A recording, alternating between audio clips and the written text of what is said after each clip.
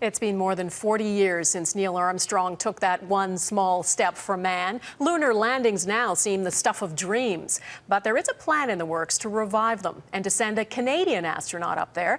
As Mike Armstrong reports, the final goal is even more ambitious. 3, 2, 1, and liftoff.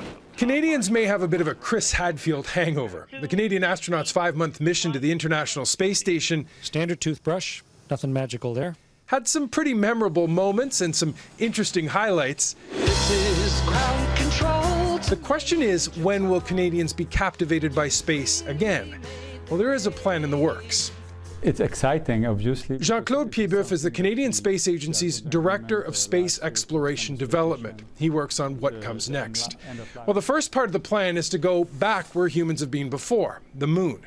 The International Space Exploration Coordination Group has a new roadmap for the next 25 years. It involves a human settlement on the lunar surface. The goal is Mars, but there's a lot of science to develop first, from new rockets to new spacesuits to extracting resources like fuel from the moon or asteroids.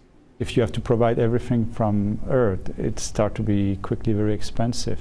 Now, with all the new knowledge and expertise, astronauts would head to Mars. It's a couple of decades away, maybe a few. Canada is involved. Its role hasn't been decided. The Canadian Space Agency has some expertise with robotics and rovers. That could be a role for the CSA.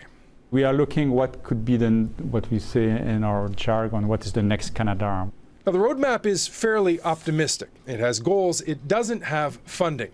Governments are not putting out a lot of money. In fact, they're cutting back. Canada's space program, it had major cutbacks over the last couple of years.